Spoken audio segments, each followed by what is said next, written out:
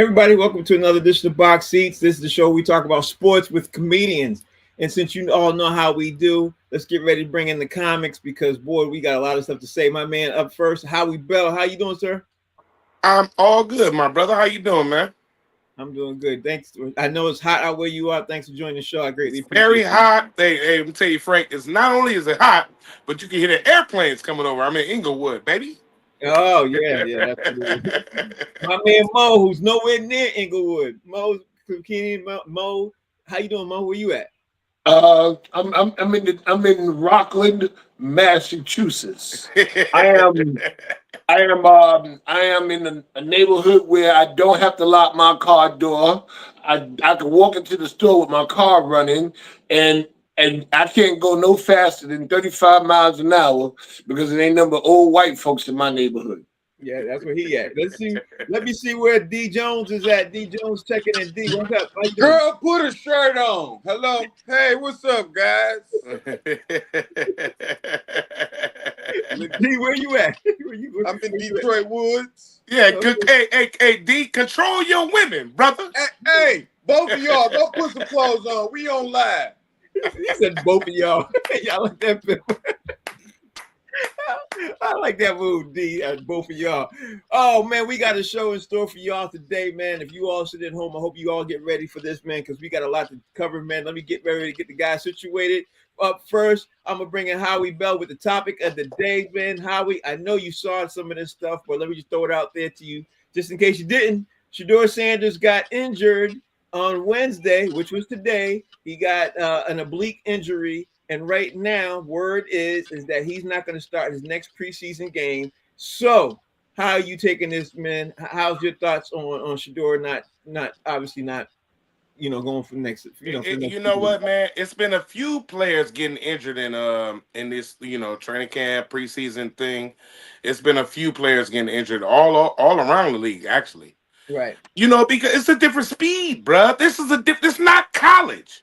You know what I'm saying? Like, I don't think people understand, you know what I'm saying? Like, it's a different speed, it's a different thing. Shedeur has to get used to that like everybody else.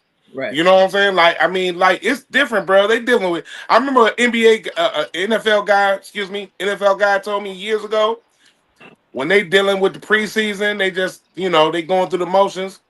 Mm-hmm. But when they really start getting going, he called it live bullets. Mm-hmm.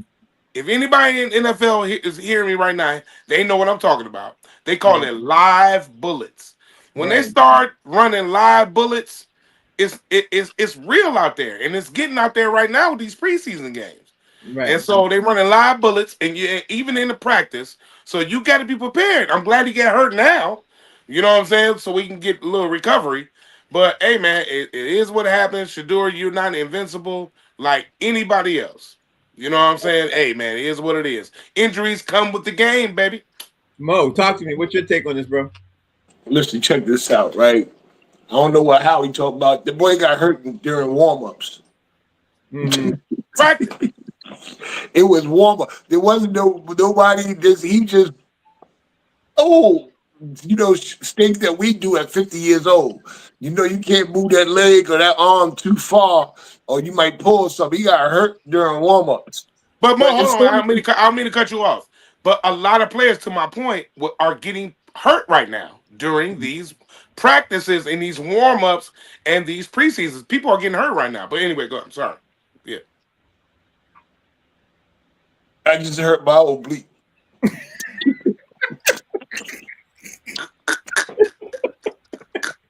I just had an oblique strain. You're stupid. You're stupid. D Jones, talk to me. No, listen, now, hold on. It's only an oblique strain. You know what I'm saying? He's day to day, and honestly, and he's only missed. Listen, listen. They probably wasn't going to, let him play. They got to see everybody else anyway. This is the biggest soap opera going. That boy ain't hurt. They just put it in the script. You know what I'm saying? That's all. NFL best soap opera going. D Jones. He literally touched on my next question, which is going to be to you. Could it be something where they just trying to take him off the shelf to give other people some run because they're trying to make sure they make it soap opera-ish where they can have him start by game one? Well, they got 13 quarterbacks on the roster, so you gotta get everybody a shot. I've been to mini camp many years ago, and I tore up my oblique. So, and it hurts. You know what I'm saying? It ain't. It's a day to day. It's gonna take some little icy hot, some Robitussin, and he'll be all right. But I still pray he get out of Cleveland and get to a better franchise. Whatever get him out of there, man, do it. But what's a mini camp? I don't even know what's that pop one? It's like it ain't mini camp for the pros or the semi pros. It's like after the semi pros. Oh, okay. Yeah, it's like two-hand touch type of mini camp I was on. Oh, okay. I was trying to get a clear understanding. I was all country, all city. Oh, Coach Rosen. Howie, here's nothing that developed at Shedeur, at Cleveland Browns camp. Cleveland was ended up, I don't know if y'all sitting at home know this, Cleveland is doing practicing with the Philadelphia Eagles. So while that happened, Jalen Hurts and Shedeur Sanders had a very lengthy conversation at the Browns-Eagles practice, and people were noticing that it went on for a very long time. Do you like hearing that, Jalen Hurts pulled Shedeur Sanders to the side and schooling him, Howie? What's your take? Hell yeah. I love it to death. Mm-hmm. Because he was putting that game in his ear. Whatever he was telling them, and they said it was for an extended amount of time, I love every second of it. Mm-hmm. And I hope he was telling them to stop fucking with these crazy ass hoes. I hope he was telling them that too. You know what I'm saying? Don't get involved. Don't do nothing crazy. I hope he was telling them everything he need to know outside of his skill set with football. I hope it was an extended conversation about a lot of things. I love it to death. Black quarterbacks, baby. I love it too. Mo, what's your take on that, man? Because at the end of the day, Jalen Hurts is a Super Bowl champ, Super Bowl MVP, schooling Shedeur Sanders. You know what I mean? Yeah, the only way to become a pro is to learn from a pro. You know what I'm saying? The only way to become a professional is to learn from a professional. And it's funny because I was just watching a sports show and they were talking about Jalen Hurts and what he went through. I guess there's a book out, and I'm sorry, I can't remember the name. It was dealing with quarterbacks, and they were talking about his path to where he's at now, and what he did, and like how he hired an all-female staff at Clutch Sports, not doing some freaky stuff, but to help whatever he does and to like mold who he is. And I guess he has passed that on to him. He's supposed to, what I'm saying? But why they making him? My thing is this. So what they were sitting there talking for, they might know each other. And we don't know it. Yeah.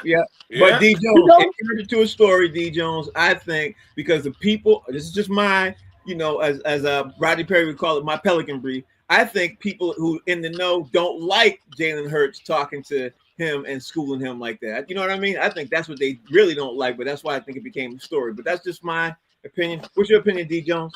Yeah, you're going to get haters everywhere. You know what I'm saying? This not even a rival team, I can see if he played for the Giants or if he played for Dallas. Mm-hmm. And it's preseason practice. It's not game day. He's just probably giving him some game because he don't know what to expect. He just got to the league. So forget all the haters. I'm glad to hear something like this happen that like how we said, black quarterbacks sticking together, black men sticking together. It's dope. Fuck the haters. Yeah, I love the way you say that, bro. Okay, Howie, here's another big story that dropped on us today, and there's a lot of them. That's why I wanted to get to this. If you guys are sitting at home and you love the Dallas Cowboys, you're probably shocked. Jerry Jones revealed today he was battling stage 4 melanoma, which is a form of cancer. And he told the Dallas Morning News, Jerry Jones did, that he beat stage 4 melanoma over a decade, including 4 surgeries. How are you feeling about hearing Jerry Jones is battling cancer for 10 years, Howie? He's a part of the New World Order. Mm-hmm. Yeah, Jerry Jones is about to be a robot in a minute. They're going to give him some kind of mechanical heart. I guarantee you Jerry Jones is going to have artificial part. He's going to be RoboCop in a minute. Yeah. You know what I'm saying? Still being the head owner and CEO of the Dallas Cowboys. They about to give him, he about to be everything with it, bro. You know what I'm saying? I don't count that out, man. He got enough money. Right. They're going to experiment with him to the end, They're going to keep him alive as long as they can, brother. That's what I feel about it. You know what I'm saying? I mean, how long? don't you need to make America great again? Mm. You need the slave owners to be around, don't you? That's a good point. That's a good point. Yeah. Mo, you hear the Dallas Cowboys owner Jerry Jones battling cancer for 10 years. Does that affect the way you think about the Cowboys in any way, shape, or form? I think he lying. As much Jerry Jones be talking, Jerry Jones can't hold nothing. Jerry Jones is like a broke refrigerator. He can't hold nothing. The day he get cancer, he telling everybody. He putting it in the news. He can't never shut up. I think this is just a ploy so you can stop asking me what I'm going to do with Michael Parsons. Is he going to get traded or not? Or we going to re-sign him? He know he don't want that smoke. I got cancer. That's a Y'all great don't believe it. That's a great point. That is a way, D. Jones, to take the heat off of the Michael Parsons situation, right? Listen, Jerry Jones was on Leave It to Beaver back in the day. That's how old he is. Okay. Nope. Why is he just taking it, like he said, he taking the heat off what's going on. And you know the fastest way to take the attention off what you're doing, bring up cancer. Yep. Yep. Bring Yeah. up just say the word. Damn. Cancer, Yeah. Everything changes. everything changed. Yeah, I agree with that. All right, Howie, you got the next story up here, bro. And the funny thing is I don't think too many people are going to be shocked by this, but Matthew Stafford was not. Well, he was willing to participate, but of course, Matthew Stafford it was not at the Rams practice on Wednesday. He's been dealing with an aggravated disc in his back. He's 37 years old, and surprise, surprise. Texas game 1 is 3 weeks away, and surprise, surprise, people are saying he need to retire, bro. People are getting frustrated. I don't know. I mean, what's your take on this, man? This situation. Nah. Matthew Stafford don't need to retire, bro. He's still good. Yeah, he's still good. He's dealing with that back though. I saw that. But he's good, man. Matthew Stafford is still one of the top tier quarterbacks in the NFL. Mm-hmm. You know what I'm saying? Period. Right. I hate that he left Detroit, but he left and went to the Rams and got a ring. He's a Super Bowl champion. You can't deny him. Now I can say this: he's one of the toughest quarterbacks I've ever seen. Mm-hmm. So I don't know what people are talking about. Done, retire, all that stuff. Get out of here, bro. He has been injured so much. He's battled Matthew Stafford is a titan when it comes to the NFL. Mm-hmm. I hate that he left the Lions, but I got to give him respect because he's one of the toughest guys ever. He's not going anywhere, bro. He's going to play. He got some years left. Okay. Mo, how are you taking this right now? Are you on the side of the fence of saying he should retire like some of the fan base? Or are you on the other side saying let's deal with him and let us help him get to, obviously the finish line? Where you at, Mo? Listen, he bought him a ring. He bought them a ring. He left someplace, came there, and bought. And the switch for quarterbacks was controversial, if I remember. He bought him a ring. Give the man a chance. But after this year, if he ain't ready, that's it. Get your last chance. Give him his one last shot. Be patient with him this year. But after that, hit the road, Jack. Hit the road, Jack. D. Jones, how you taking this? Because honestly, D, I gotta tell you, there's a lot of people saying he should retire right now. A lot. Where you at on this, D? Listen, Matthew Stafford played basketball with Bob Cousy. That's how old he is. Okay. It's your back, bro. If I'm him, I'm hanging it up. It's your. Where'd he go? It was his back. It was his back. It was his back. I'll say this while he's gone, though. Look, I'll say this real quick while he's gone. Matthew Stafford, we want him to retire. We want him to do this, but everybody is jocking Aaron Rodgers like he can still be good. See, that's weird to me. You know what I'm saying? Like, I mean, but Aaron Rodgers ain't been crap. You know what I'm saying? In a long time. Mm-hmm. You know what I'm saying? He was injured, but now that Matthew Stafford is injured and he's hurt, now he should retire. And he's not even as old as Aaron Rodgers. Aaron Rodgers probably got him by about 6-7 years. D. Jones, I don't know. Finish your thought, bro. No, your Achilles is different, your shoulder is different, your legs, your arm, your back. I still want to walk at the end of the day. That's what I'm saying. It's the type of injury, man. I'm just when you that old, you dealing with your back. Ask these cats that retired, man. Jerome Bettis say he can't get out of bed some days. Not messing with your back. I say for the sake of the rest of your, livelihood, I would hang him up if it's my back. That's all I'm saying. Right. Well, I got to say that I'm on the fence with this because at the end of the day, the man he did deliver a Super Bowl. He is still good, but when it's your back, it's your back. Like nobody defeats the back. You know what I mean? Nobody defeats your back. So I don't know. I'm on the fence with that. Howie Bell, I think. Let me see. Let me look at the time. Yeah, Howie Bell. I hope you got your top 5 ready, Howie. You got your top 5 ready? What you need? What we talking about? What we talking about? Let's get ready to get it started. Let's get ready to get it started. Let me see your top 5 players in the NFL that has successful holdouts that actually helped the team. Did we do that? We did that. I think we did that one. We did that yesterday. No, yeah, we did. We did that. Successful. We did successful. Oh, I'm sorry. I said it backwards. Yeah. Right. I apologize. That successful top 5 players in the NFL that actually had successful hold that actually helped the team. Okay, let's go into the top 5 players in any sport that were the worst signings for your favorite teams. There you go. Okay. All right. Well, I'm gonna start off with one, and because I'm going heavy Detroit on this, so I'm just letting y'all know, give y'all a warning.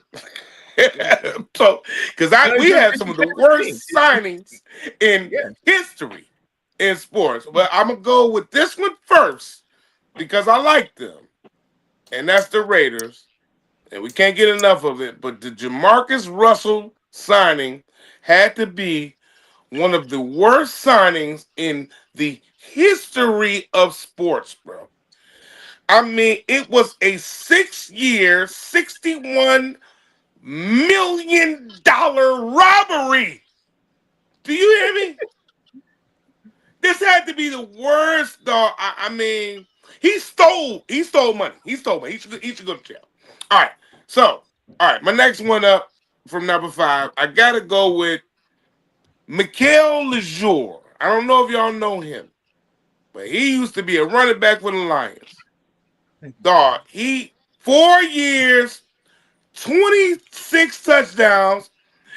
Dog, in 4 years.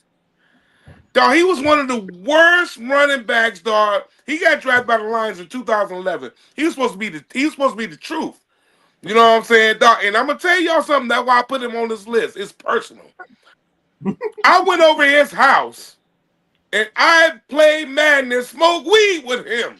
I knew that he wasn't gonna be good.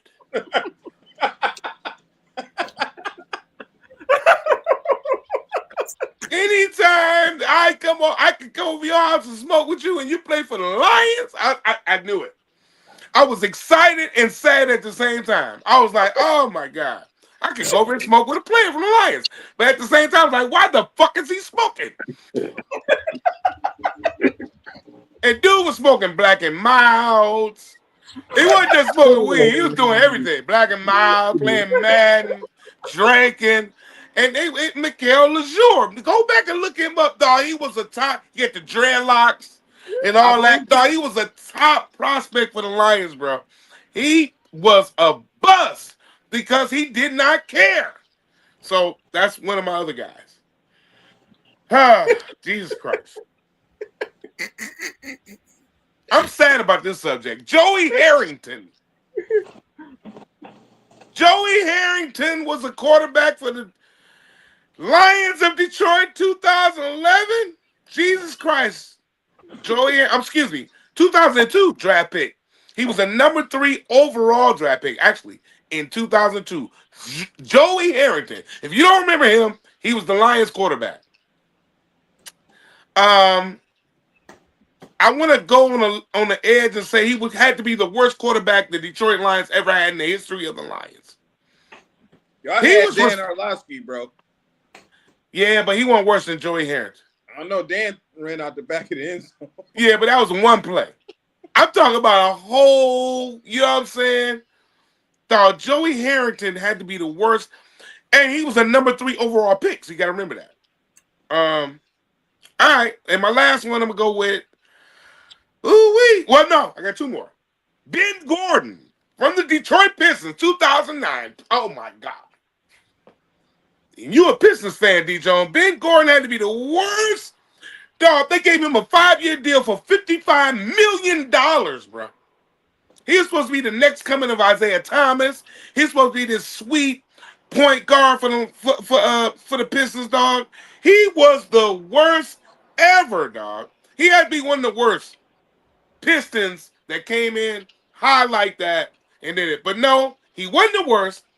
Darko Milicic was the worst. And that's my number 1 pick. The Pistons was all high strung on all these overseas players back then. You remember that, D. Jones? I don't know if you remember that, Frank. Hey, I remember. And Darko came in the league. Now, let me tell you, I'm gonna blow y'all away with this, right? Check it out. So he came in 2003. Look at the people that was in that class. Please, just listen. Please. Carmelo Anthony, Chris Bosh, D. Wade, and LeBron was number 1. The Pistons selected Darko as number 2. Yeah. That's one of the biggest bust, wrongest decisions any organization could have ever did, ever and ever. He never wound up being good. He went to about 4 teams after Detroit. He was the worst, bro. I promise you. He had to be, and he didn't even go to play college and all that. They got him from a Serbian junior basketball league. Yeah. Because they were so caught up on that overseas basketball play from all these players. Detroit got caught up, and they got caught in the fix with that one. That's my number 1 pick. The worst signing of a team ever. Darko Milicic. Mo, your turn. Give me yours. You know what? I don't have the numbers. This is one of the ones I really didn't have to research because I remember them so well. And they hurt still. They still hurt. You know, number 5 for me, Randy Johnson. Y'all remember Randy Johnson, the pitcher that won? Yeah, he came to the Yankees. He wasn't Randy Johnson no more. He was just RJ. He wasn't striking nobody out. He wasn't that guy no more. They gave this guy a boatload of money to come to New York, and he fizzled out. Number 4, Giancarlo Stanton.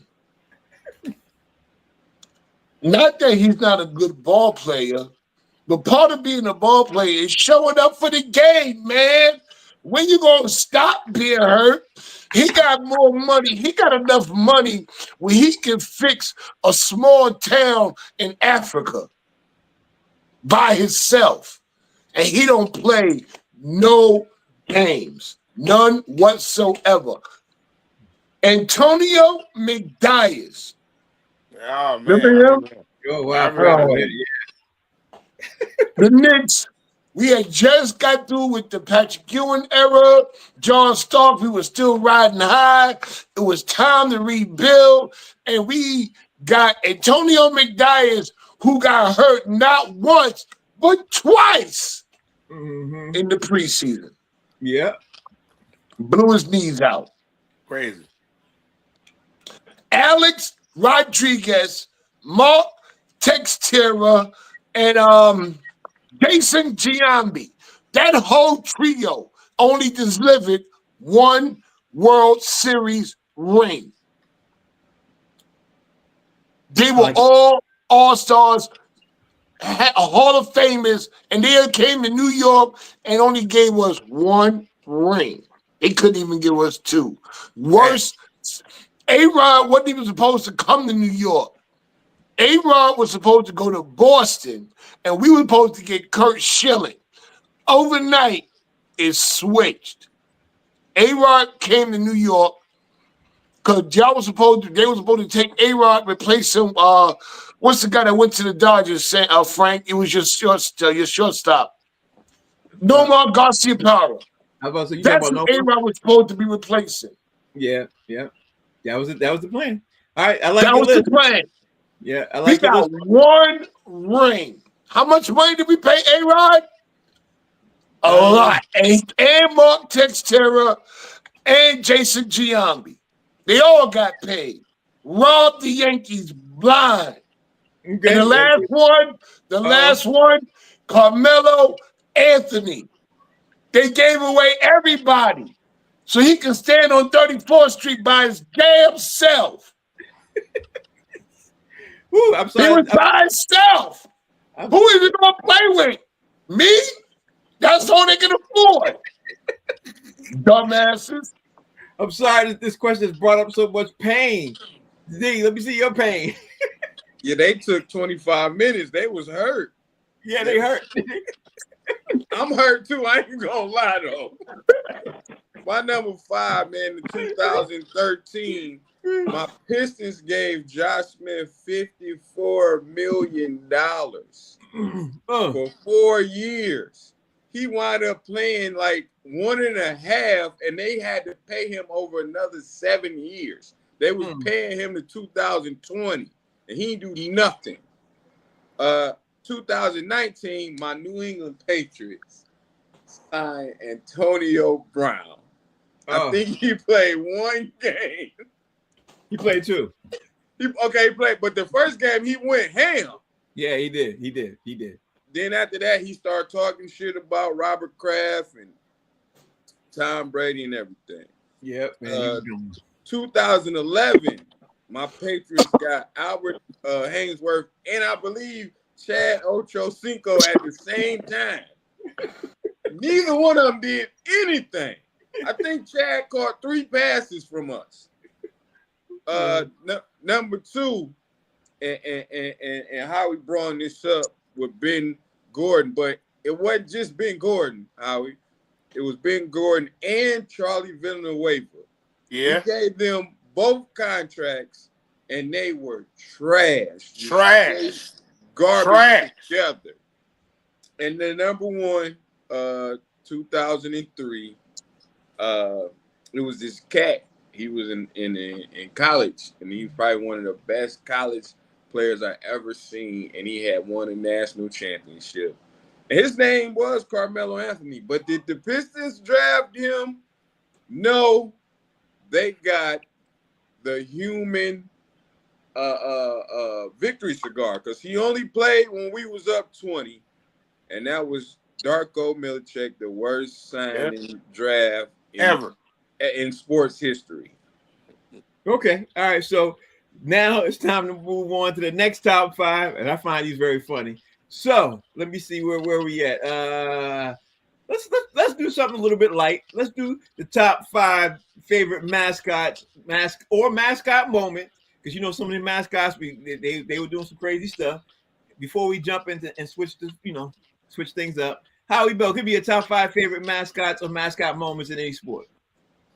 I'm not my number 5. I gotta go with Benny the Bull. I don't know if y'all know Benny the Bull, the Chicago Bulls. He kind of sweet. He be doing a lot of sweet dunks and a lot of. I don't know if he's still around, if he's still doing it though. But he's my number 5. I actually like the way he's dunking, do all the little bouncing off the little mats. Everybody started doing that to him though. I think he kind of started bouncing off the little trampolines and all that stuff. So Benny the Bull, I gotta go with him. My next one gotta go with Rory the Lion. You know I gotta go with the Lions, baby. Surprise, surprise. Rory the Lion. I don't know who he is or what he does for a living, but I love him just because he's the Lion. I gotta go with the Philly Fanatic, man. That guy's been funny for a long time. Now, is he the same guy, Frank? Do you know about that? No, I have no idea. You know what I'm talking about, Philly the Fanatic, right? With the big bull nose and the green. He got to be the funniest one. You know what I'm saying? That I've seen since through the years. You know what I'm saying? But I don't know if that's the same person. But I'm gonna tell you what else is funny to me: the Racing Presidents. Have y'all Oh, seen this? yeah, I saw that. That was funny. The Yeah. racing presidents is hysterical, bro. That's gotta be the funniest mascot little series that I've ever seen in my life. You know what I'm saying? When I'm looking at this, it's just funny. It's a bunch too. It's more college stuff and all that. But my number one, it's gotta be the Chargers mascot because he looks so horrible. I don't know if y'all have ever seen the Chargers mascot, but he got a flat box face and he looks so weird. I don't know if you ever seen. They call him the Boatman. Have you ever seen him? They Probably. don't show him a lot because that's how hideous he looks. All He's right. got to be one of the worst mascots in pro sports, bro. He's called the Boatman, and that's Okay. the Chicago. And that's it. That's my top 5 for All mascots. right. Mo, give me yours. Give me your top 5 favorite mascots and or mascot moment in these sports. I'm here to speak for the mascots. Being a former mascot myself, mascots don't get the respect they deserve. Mascot lives matter.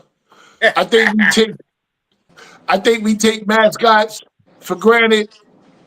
They run up and down the field. They all over the place in them hot helmets and uniforms and outfits, and they don't get no life. They don't get no health insurance. They get $40 a game and 2 hot dogs. Okay. Mascot lives matter. Okay. Can we get your top 5 mascots and mascot moment now, please? I think I touched the nerve over there. Number 5, the New York Liberty mascot, the girl, the elephant. That commercial she got. I don't know what dance she's doing, but it's the worst dance ever. Y'all ever see that commercial? The Allstate commercial? Yeah. And then she be like, no, but she's doing it right now. And she's doing, I don't know what she's doing. We don't do that in New York. We never did that. I don't know what, that is the worst mascot commercial ever. Okay. ESPN and they mascots that they have, when they doing all those commercials, I think that's abuse to the mascots, and they should change that. Mascot lives matter. Okay. And that's it. Okay. D Jones, give me yours. Okay. I don't think mascot lives matter at all.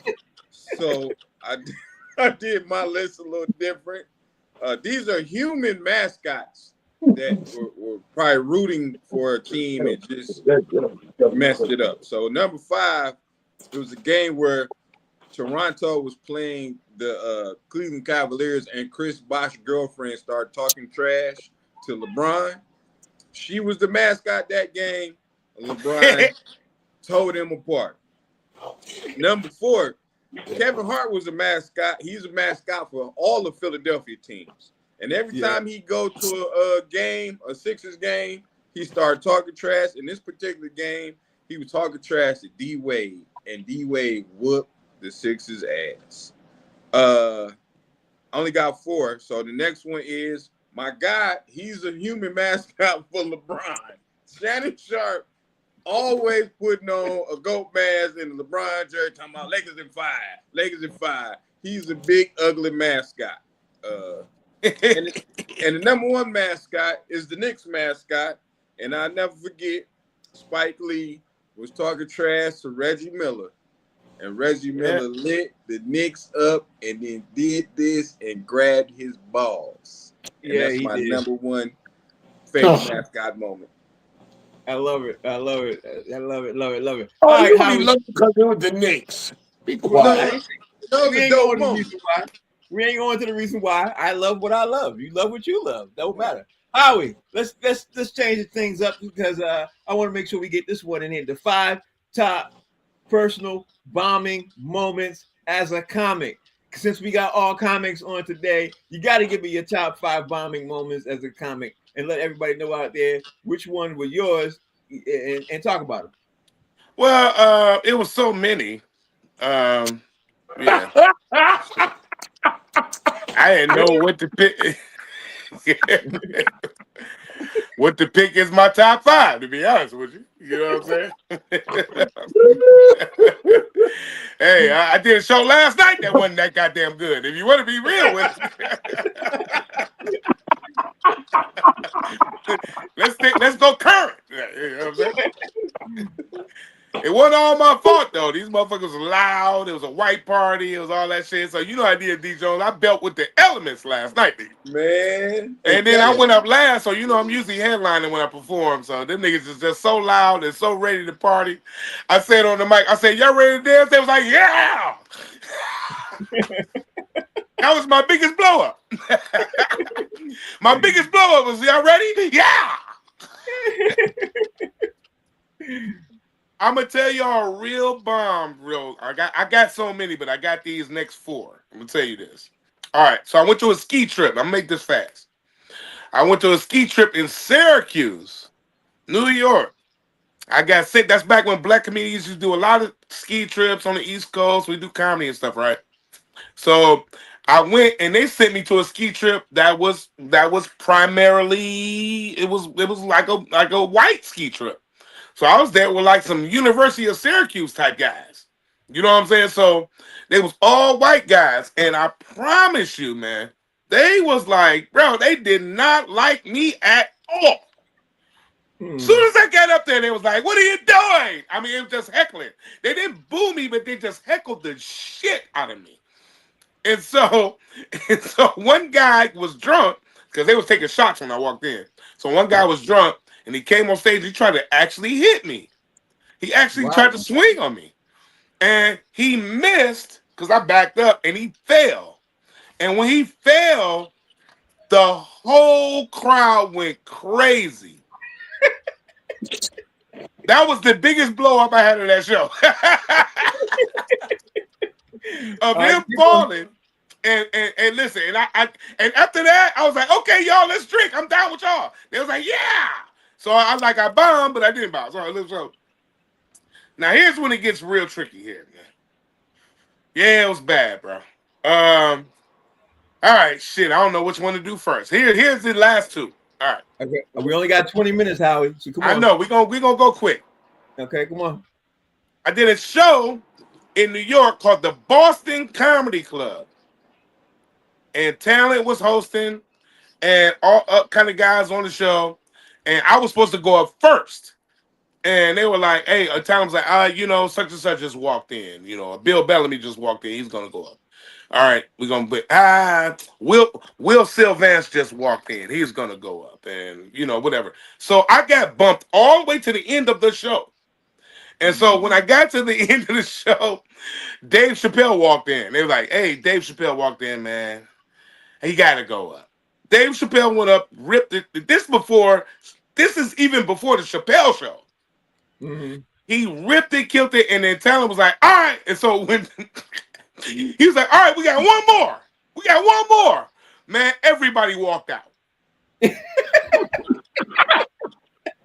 The whole theater walked out. I'm sorry, Howard. Listen, man. Oh, don't worry. It still hurts to this day. I don't care. And there was 2 people that stayed that was right in the front. And Talent was like, we got one more from Detroit. Howie Bell. He brought me up. The 2 people stayed. And I walked up there and I was like, hey. And they was like, they looked at me.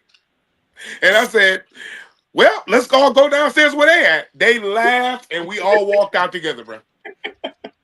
I didn't even do a second of comedy. All right, so this is my last one. Last story. I don't even need the notes for this. So as last, I'm making it quick. I was going up there and I was doing a show with Rasheed Wallace when he played for Portland. So this is good because it's sports related. And so I stayed up there with him. I was doing a Halloween type weekend. His birthday and his birthday around the same time. 30, I think he's the 31st. We went up there. Gabrielle Union, Anthony Anderson, all kind of comedians, all kind of people were up there for his birthday weekend. And so we went to a poetry spot that he used to hang out with and hang out at.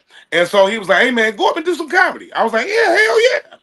And I went up. They brought me up because of him. They was like, hey, man, bring him up. It's straight poetry. So I go up there. I'm only about 2 years deep in Comic View.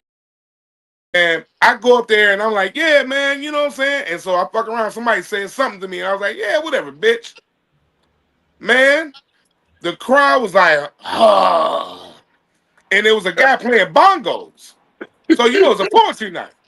So it was a bongo dude. He stopped playing bongos like boop, boop, boop, boop.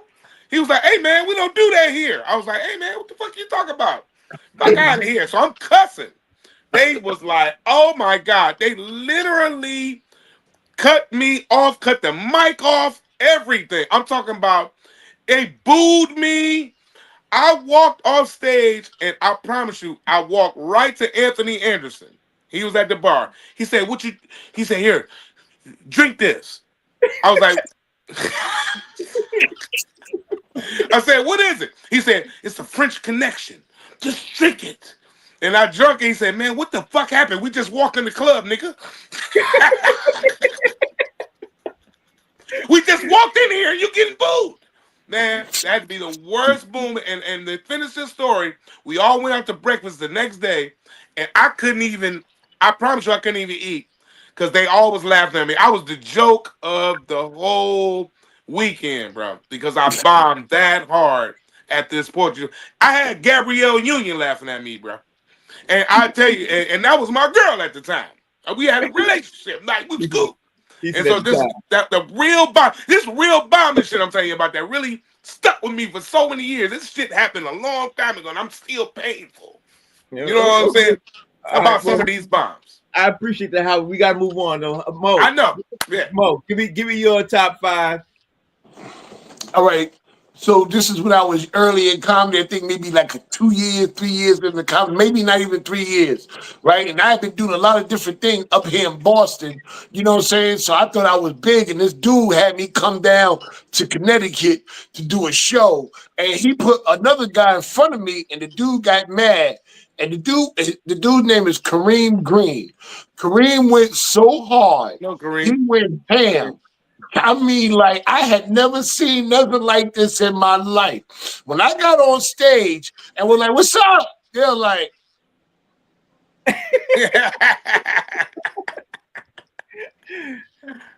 there was nothing left.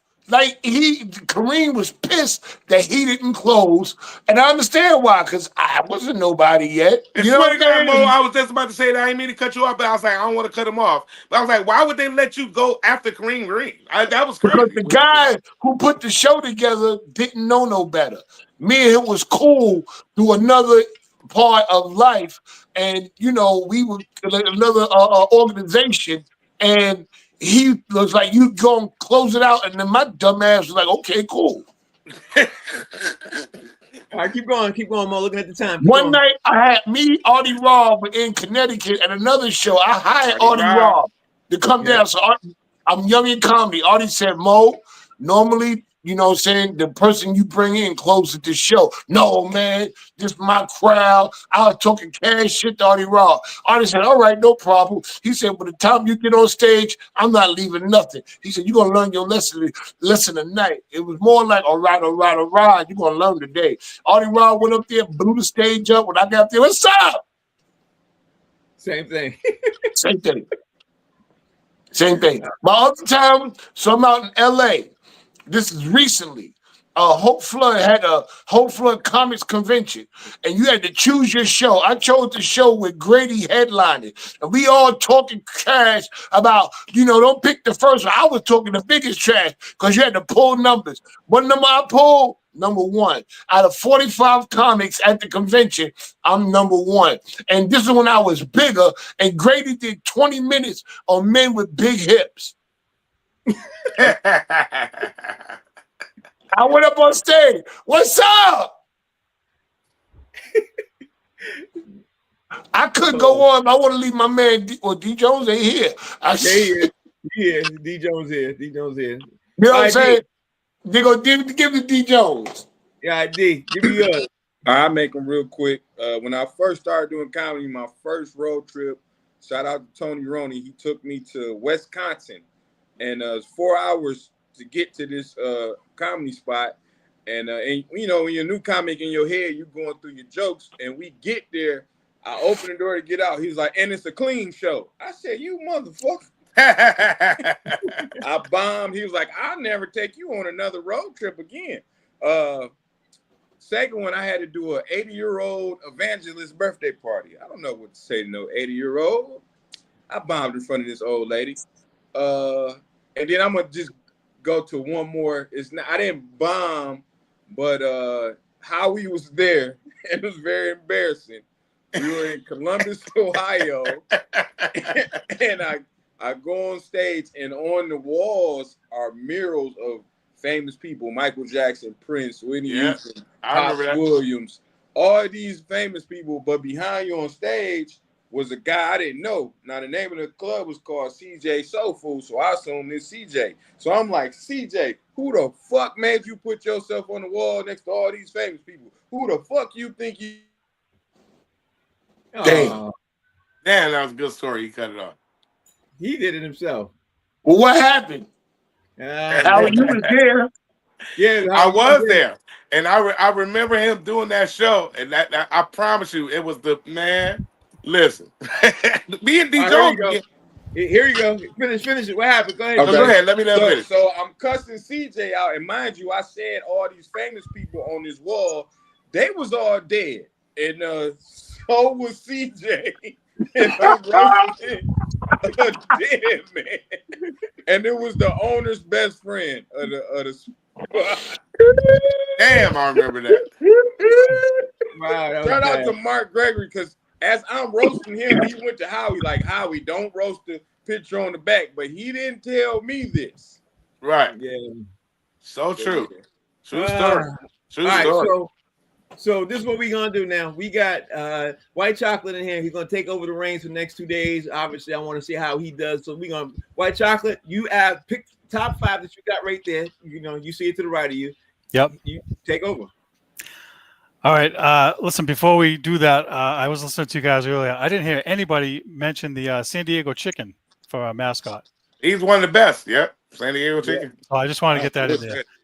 All right. Now we're going to move on to the next top 5. It's going to be the top 5 teams that you could learn to love. This is going to be painful too. How are you up first? Yeah. Well, I'll say this. I'm gonna say this: the people fell in love with OKC this past season, and I think that more people are learning to love them, and I see them getting a lot of love for years to come. So I'm put them at my number 5. Cincinnati Bengals. I think people love them. I think people love the Bengals, and they're learning to love them. And I think people love Joe Burrow. I just watched a documentary on Netflix where it was called The Quarterbacks, and they're doing something like with different positions or something. They're doing some documentary series. I saw that, and they featured Jared Goff, Joe Burrow, and from the Falcons. He's played for Michigan State. Who am I thinking about? Kirk Cousins. Kirk Cousins. And so they did a feature. They did so I fell in love with those 3, but I fell in love with Joe Burrow all the way again as just a casual, NFL fan. You know what I'm saying? And I think that people are going to fall in love with Cincinnati a little more. People want to see them do things. The Pacers. I think the Indiana Pacers, man. As much as, and I know they got injuries they're dealing with now, Halliburton and all that stuff. I think that people are falling in love with them. You know what I'm saying? Are going to learn to love them. And I think that that's what's happening with them. I think that's happened with the Commanders. With what's going on with Jane Daniels. I really think that people are learning to love them at the fault of the Lions. But that's my number 1, the Detroit Lions. We are the recent darlings right now. And I think that people are learning to love. And not only that, knowing that we got something going on, man. I think the Detroit Lions are my number 1 pick for people that are like kind of starting to learn to love or going to start to appreciate in the coming years. So that's my top 5. All right. Very good. Mo, you're up next. Give us your top 5 teams that you could learn to love. Top 5 teams I can learn to love. Number 5, San Antonio Spurs. You know what I'm saying? I'm a big Spurs person. Back before the Knicks actually became legit, every Knicks fan had a backup team. You know what I'm saying? You had to have a backup team because you knew the Knicks wasn't going to do shit during the season. So if you wanted to stay interested, you had to have a backup team. for a while, my backup team, and also my number 4 pick would be the Phoenix Suns. Back in the day, they were my team with the Knicks because I liked Amari Stoudemire. You know what I'm saying? That was my guy. And also now Wemby, I like, and more of the Spurs culture. I think more than the players. You know what I'm saying? The Spurs always low key, but yet still they got a whole lot of rings that went down over there that nobody talks about. Spurs, baby. Number 3 for me, man. You know what I'm saying? I'm just gonna say the Baltimore Ravens, man. It's not even the team, it's the person. It's Lamar.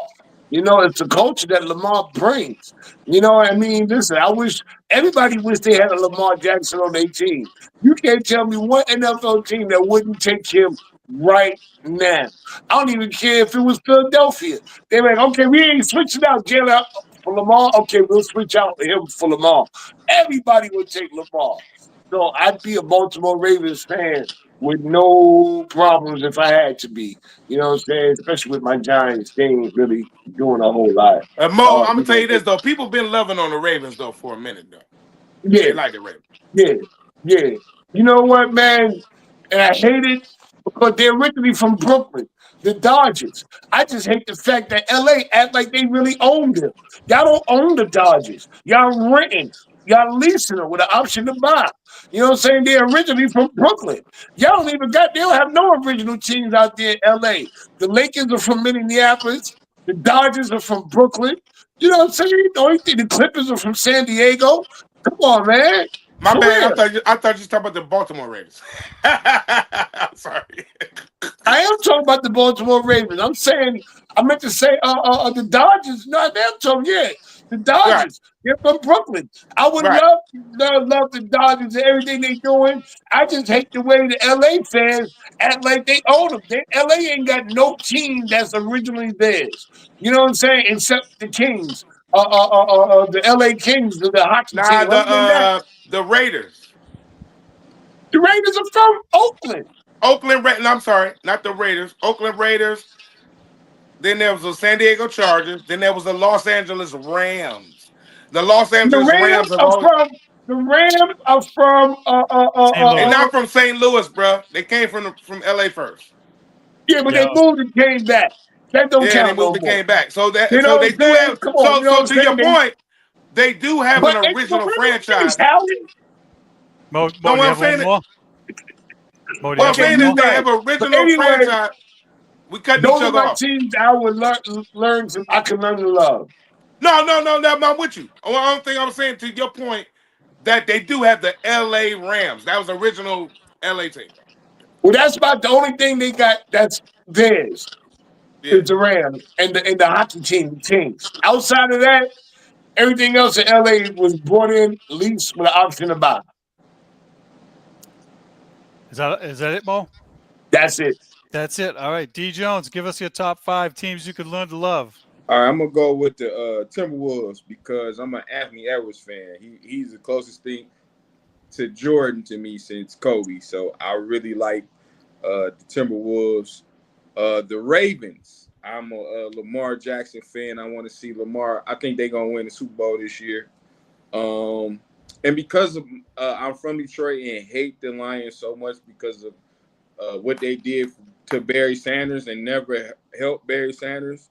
The Packers. I will Damn! love the Packers. Damn! I'm sorry. And the He's a Bears. lion Damn! hater, y'all. He's a lion hater. Yeah, Damn! number 2 is Damn! the Packers, Bears, and Vikings together. Damn! Well Wow, said. that And is you know so funny. woo. I've been knowing this guy for a long time. I don't understand why he hate the Lions so much. It's because how they did Barry Sanders. They never gave And him you gonna hold on. It's 2025. I don't care. They ain't won shit in my life. They ain't won shit in your life. And number Damn! one, Damn! But they did win shit in my life. They won The 2 number- playoff games and they won another. Come on, man. Stop playing, bro. That's just like me. Wait. That's the just like number me one saying I could team. be a Red Sox fan. Well, oh no, y'all let him finish his five. Let him The finish. number one team I can love the most is my Patriots. I can love them even more than I do now, and that's still my number one. Go Pats. Okay. Okay, All right. Steve. I don't think we have enough time to do another round. I don't think we have enough time. Probably not. We're cutting it kind of close with the time. That's cool. I got to get You out of see, here, but wait, fellas. but wait. You see how Frank jumped in and saved the Patriot fan, but when I did when me and Harry was going at it, you ain't coming at all. I thought you was gone. Like, where is Frank? Where Thank you, Frank at? Frank. But Hey, soon I got the to get Patriot out of here, fan, man. took a little bit of Right. here come Frank. Here he go, Captain Saver Patriot. Hey, listen, D Jones has to leave. D I Jones gotta has to say, leave. hey, Patriot. Tell us how everybody can follow you, D Jones, since you got a split. 313D Jones on Facebook, on Instagram, and Damian Jones on Facebook. Thanks, Dave. Appreciate you. All right now. Thank you. Howie, tell everybody how they can follow you. CaptainSaveAPatriot.com. You can find me. No. All right, D. Me and D Jones been arguing for years, but about the lion shit. But Howie Bizzell, HOWIEBIZZELL. You know what I'm saying? Y'all got me. Detroit, I'm back tomorrow, baby. Mo MOE_comic on Instagram. Maurice Smith on Facebook. Always. Follow me and Frank on Boston Straight Shooters on Facebook and YouTube. Frank, any last words? Last words is make sure you continue to watch Box Seats every day, Monday through Friday, 5 to 6 p.m. Steve will be hosting tomorrow and Friday. I'm out tomorrow and Friday. I'll be at the Stellar Awards doing what I got to do. So thank you guys for watching. We appreciate you guys. Steve, you can end it. I got it.